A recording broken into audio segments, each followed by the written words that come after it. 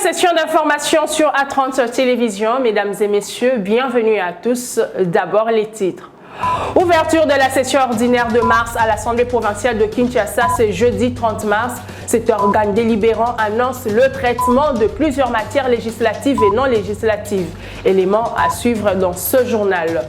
Officiellement installé mercredi dans ses fonctions, le nouveau vice-premier ministre en charge de l'économie, Vital Kamerhe, promet d'améliorer les conditions de vie de la population congolaise.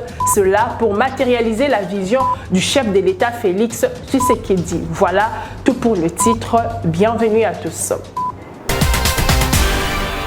Je le disais dans les titres, lutte contre l'insalubrité, l'éclairage public et la construction de certaines voiries urbaines dans la capitale sont autant des points importants inscrits au programme de l'Assemblée provinciale de Kinshasa pour la session de mars 2023. Ce programme a été dévoilé par Godem Poi, son président, dans son discours des circonstances en ouverture de cette session. Commentaire.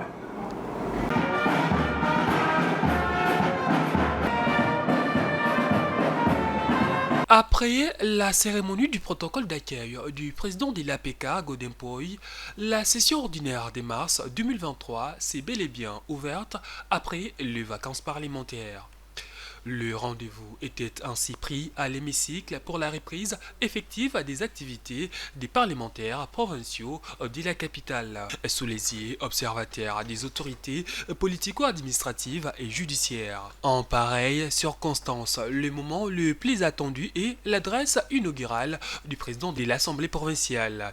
Il a été question d'étaler tout un programme prioritaire pour la ville de Kinshasa.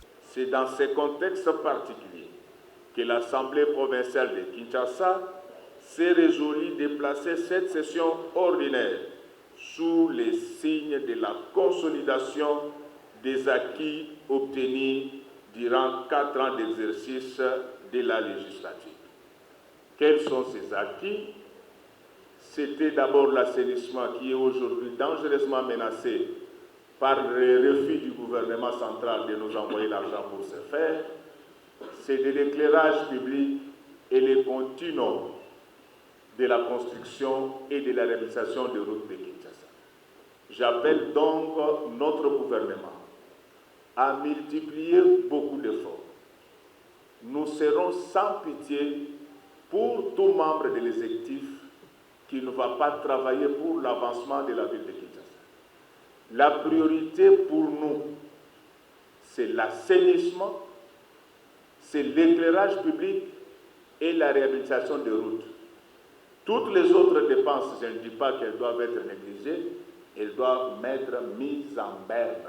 En attendant de passer à l'opérationnalisation de ces programmes futurs, un coup d'œil rétrospectif s'impose sur l'opération coup de poing initiée par l'hôtel de ville de Kinshasa. Mais des informations à vérifier à notre possession, il y aurait des dérapages dans les exécutions de cette tâche salutatrice pour notre vie. C'est à ce titre que votre bureau va instituer une commission qui va essayer de s'assurer de la régularité de cette opération parce que d'après la population qui nous a alertés, ça se fait maintenant à coût du propriétaire. Il y en a même qui se livreraient au règlement des comptes et se livrent à la destruction des biens qui n'étaient pas programmés. Comme Kinshasa est constitué de plusieurs communes, les nouveaux bourgmestres placés à leur tête ont été invités au travail pour l'intérêt de la population. Le nouveau vice-premier ministre de l'Intérieur et Sécurité, Peter Kazadi, a pris officiellement ses fonctions en remplacement de Daniel Asselo. C'était ce mercredi à l'issue de la cérémonie de remise et reprise. Le nouveau chef de la Sécurité nationale promet de mettre de l'ordre dans son secteur. Suivez.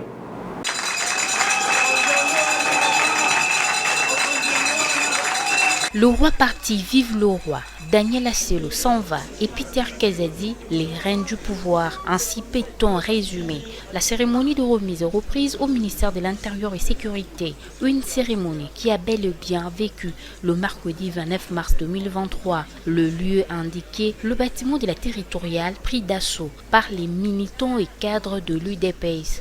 Principaux acteurs de cette cérémonie, d'une part, le ministre sortant Daniel Asselo et de l'autre, Peter Kezadi, son successeur. Moment important du jour, le passage du témoin. Mieux du bâton des commandements de Daniel Asselo à Peter Kezadi, nouveau VPM de ce ministère régalien de la sécurité. Grand témoin de cet événement, de nombreuses personnalités politico-administratives. Quoi de plus normal pour le numéro 1 de la sécurité nationale de prononcer un petit mot à 2 syllabes. Merci. Merci au président de la République, Félix Tshisekedi, pour le choix et la confiance placée en sa personne. L'occasion était aussi pour Peter Kezadi d'exprimer sa volonté de faire de la formation des autorités de la territoriale son cheval de bataille, avec la ferme conviction de résoudre les différents conflits coutumiers et fonciers à travers les RDC. La première séance de travail que je vais avoir avec les dirigeants de ces services me permettra d'analyser avec eux les défis à relever à leur niveau, en termes de la qualité et la quantité des effectifs, de la modernisation des méthodes et des outils du travail, de la sécurisation des localités libérées à l'est par nos forces armées, de la lutte contre la criminalité dans les grandes agglomérations. Pour lutter contre toutes ces tracasseries, je vais dire les tracasseries policières, bien décriées par notre peuple et les usagers de la route, je veillerai à ce que l'inspection générale de la police puisse renforcer son opérationnalité au regard de l'évolution du processus électoral. Nous évaluerons également les besoins de la sécurisation électorale afin que les élections générales se déroulent dans la paix et la tranquillité. Le VPM Peter Kezadi promet de rendre également effective la cartographie territoriale et administrative du pays. Autant, il a promis de se pencher sur la situation des réfugiés et des déplacés internes au RDC. Le pardon étant une force qui libère, le ministre sortant Daniel Asselo a présenté ses excuses à tous ceux qui, d'une manière ou d'une autre, ont été lésés durant son mandat à la tête du ministère de l'Intérieur et Sécurité. Je tiendrai à remercier très sincèrement l'ensemble de services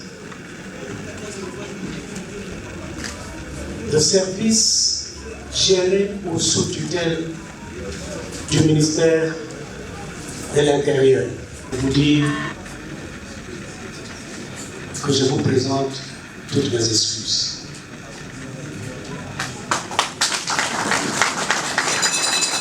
Le nouveau vice-premier ministre en charge de l'économie, Vital Kamerhe, a officiellement pris fonction ce mercredi à l'issue d'une cérémonie de remise et reprise organisée à Kinshasa avec le ministre d'intérim Nicolas Kazadi.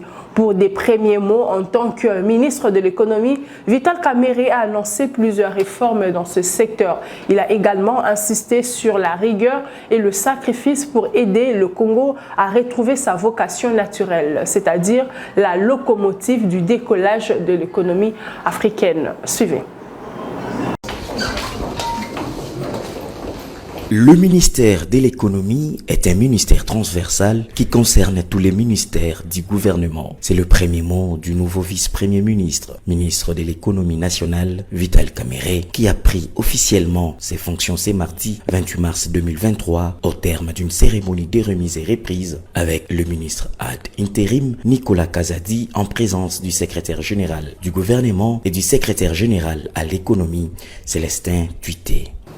Le ministère de l'économie, c'est un ministère transversal. Il n'y a aucun ministère qui ne puisse pas faire de l'économie.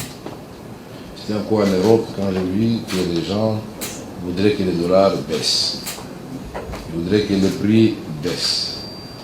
Mais tout cela ne peut baisser que si nous sommes rigoureux et que le peuple, puisque pour faire des réformes, le peuple doit aussi apporter sa part, c'est-à-dire accepter de faire des sacrifices comme un laboureur et ses enfants pour que nous récoltions ensemble les fruits des efforts que nous allons faire.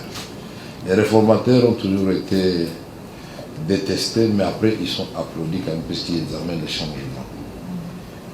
Poignée de main chaleureuse entre deux anciens membres du cabinet du président de la République, le nouveau patron de l'économie nationale, Vital Kamerhe, a exprimé sa gratitude à Dieu pour le fait que ce soit aujourd'hui Nicolas Kazadi qui lui cède ses ministères, un ami et collègue de longue date dans différents cabinets du gouvernement dont le génitaire fit son professeur. Nous allons donc travailler avec tout le monde parce que finalement tous nous sommes là pour répondre à la promesse que le président de la République avait faite au peuple congolais, c'est-à-dire l'amélioration des conditions de vie de la population.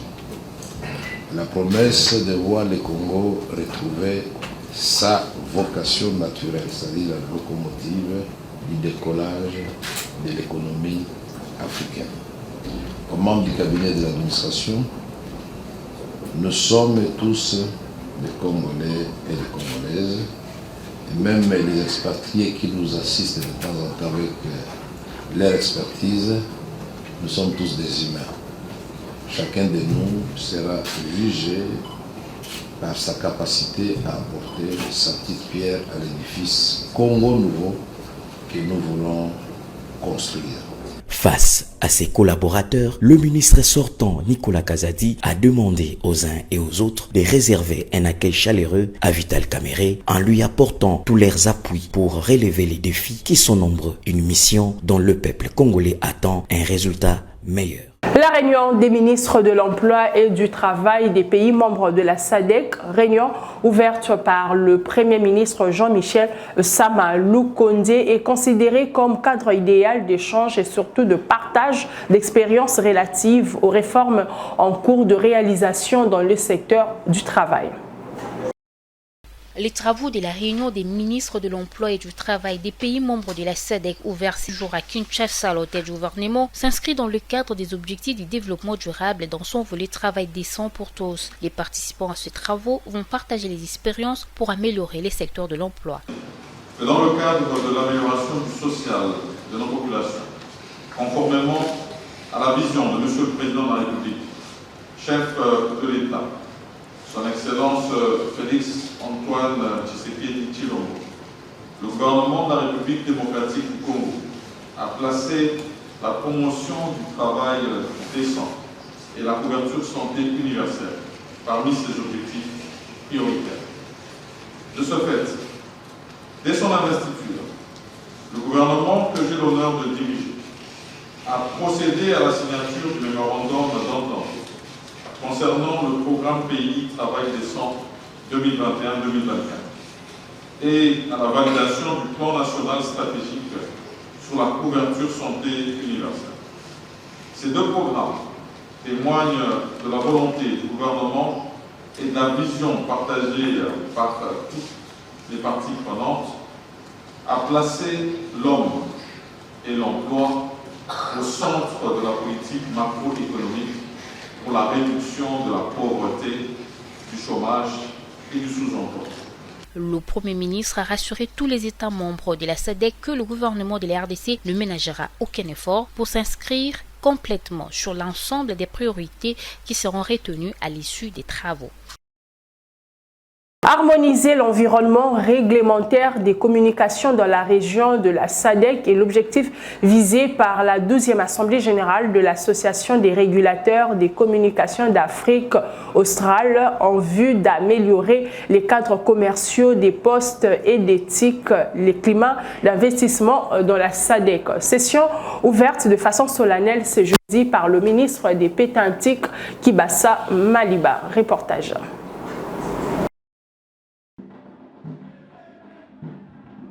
Pour ces assises de Kinshasa, Tous les pays membres de la CRASA, l'association des régulateurs des communications d'Afrique australe, y ont tous répondu présents sous les auspices de l'autorité de régulation de la poste et des télécommunications du Congo. Pour lier l'utile à l'agréable, la culture de la République démocratique du Congo a été mise en exergue. Cette première journée a été marquée par les discours des membres du comité de cette organisation sous-régionale qui ont tous salué ces assises. La CRASA a pour mission positionner les secteurs des télécommunications et postaux comme catalyseurs du développement socio-économique grâce à l'élaboration et la mise en œuvre de réglementations harmonisées qui font de la région de la SADC le choix privilégié de tout investissement. Dans son mot d'ouverture, le ministre des Pétantiques a fait savoir que la République démocratique du Congo est engagée à apporter des solutions durables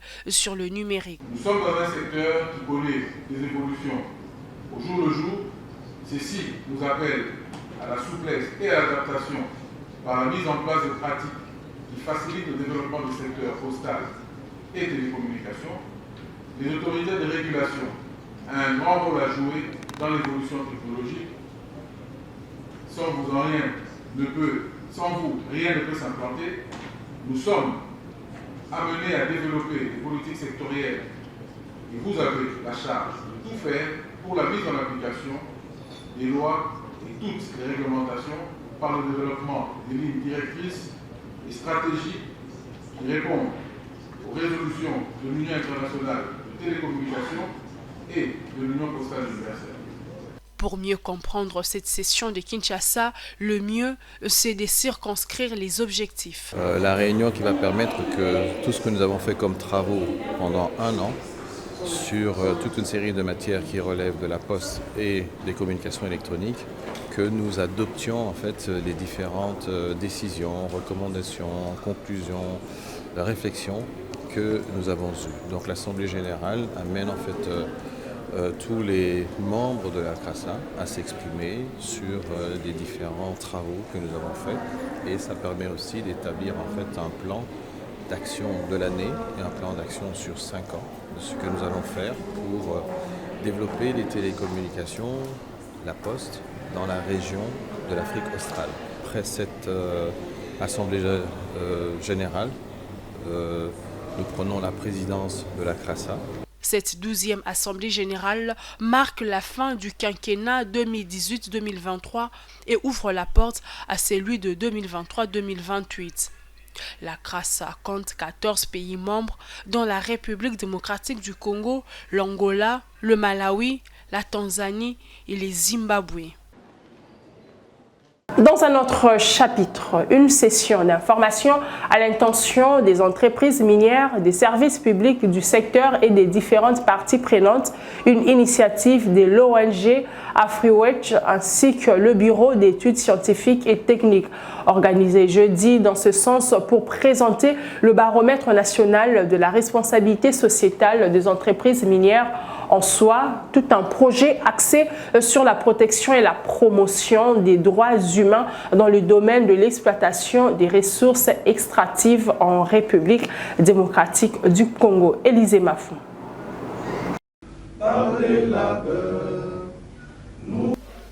C'est tout un rapport très attendu dans les prochains mois. Un rapport qui est en fait le baromètre national sur l'ensemble des activités des entreprises minières dans une société humaine. Le baromètre, comme son nom l'indique, sera un signe indicateur important pour tout jauger. Telle est l'initiative d'un consortium constitué des ONG du Nord, de bureaux scientifiques et techniques associés à AfriWatch dans un seul objectif, celui de la mise en place des conditions d'un dialogue constructif entre les entreprises extractives et les autres parties prenantes, parmi lesquelles les communautés vivant dans ce milieu ambiant. La raison même de cette session d'information est de mettre les différentes parties prenantes au parfum avant la publication afin de savoir sur quoi s'en tenir.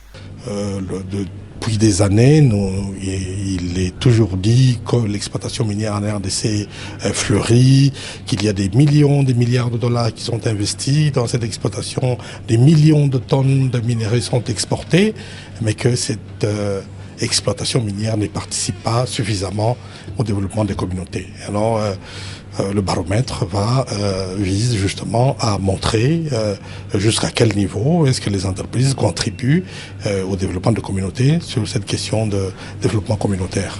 Le rapport ainsi annoncé sera axé sur 4 domaines dont le développement communautaire et les droits humains et concernera pour cette première édition 12 entreprises qui seront sur la sellette. Mais nous avons des experts, des professeurs d'université qui travaillent sur l'élaboration des outils de collecte de données. Nous allons recruter des enquêteurs au niveau du pays qui vont faire le travail des terrains pour collecter les données auprès des parties prenantes, notamment les entreprises, les services étatiques, les ETD, les communautés, tout ça. Donc il y a des enquêteurs qui vont travailler là-dessus. Et après la collecte des données, les experts ou les comités de pilotage vont traiter ces données-là et on va élaborer maintenant le rapport qu'on appelle le baromètre national. Et par rapport aux aspects techniques, c'est qu'il fallait avoir des entreprises qui ont un chiffre d'affaires élevé. Parce qu'à ce moment-là, on voudrait évaluer l'impact de ces niveaux de chiffre d'affaires sur la contribution, par exemple, au développement, sur la capacité ou l'incapacité d'une entreprise de gérer convenablement l'environnement, sur la capacité de l'entreprise de régler les questions qui sont liées, par exemple, à la sous-traitance et même aux autres questions des droits humains. Donc, on voit d'abord l'emplacement géographique, on voit le niveau de chiffre d'affaires, on voit qu'est-ce que les autres rapports précédemment publiés ont dit au sujet de ces entreprises-là. Cette session d'information a connu la participation de quelques entreprises minières et de tous ces services du secteur qui tournent autour. La 7e édition de la Semaine française de Kinshasa a été lancée mercredi 29 mars 2023 dans la capitale congolaise. La cérémonie du lancement a été présidée par le ministre du Commerce extérieur représentant le Premier ministre congolais. Plusieurs investisseurs français et congolais prennent part à ce rendez-vous de 3 jours. La 7e édition de la Semaine française de Kinshasa a pour thème « Entreprendre en République démocratique du Congo ». 4 ans après sa suspension suite à la pandémie du coronavirus, voilà le retour de la Semaine française de Kinshasa. La cérémonie du lancement de cette 7e édition a été présidée par le ministre du Commerce extérieur, Jean-Lucien Boussa, en présence de l'ambassadeur de la France, du président de la Chambre du commerce et plusieurs investisseurs français et congolais venus pour la circonstance.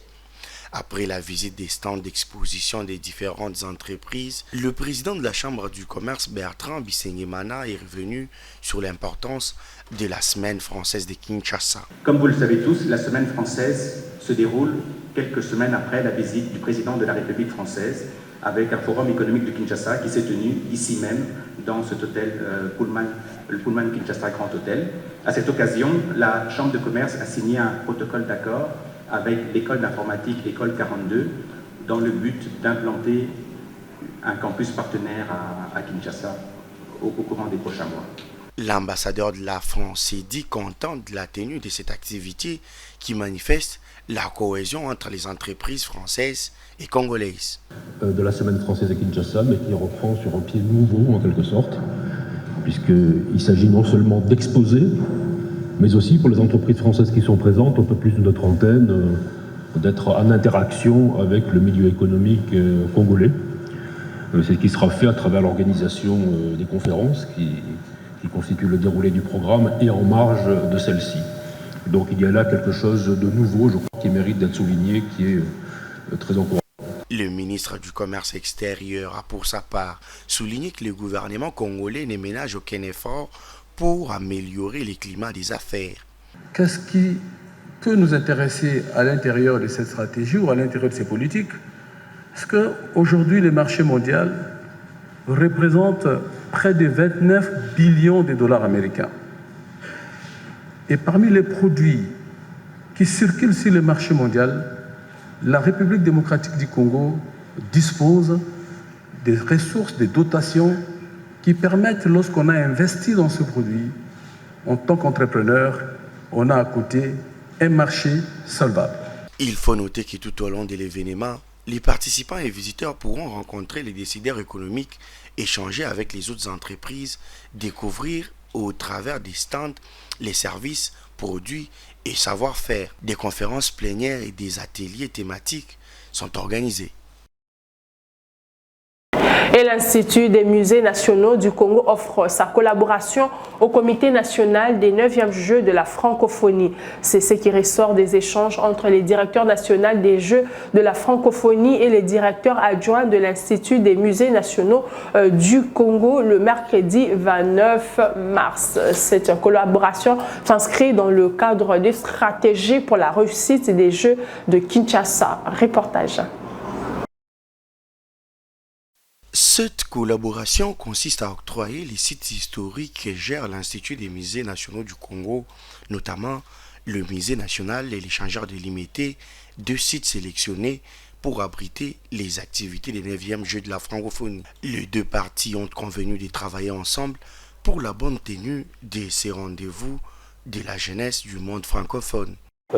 Mais je me réjouis aujourd'hui, tout d'abord, par le choix du directeur sur le site de l'échangeur et de pouvoir y faire participer les Jeux.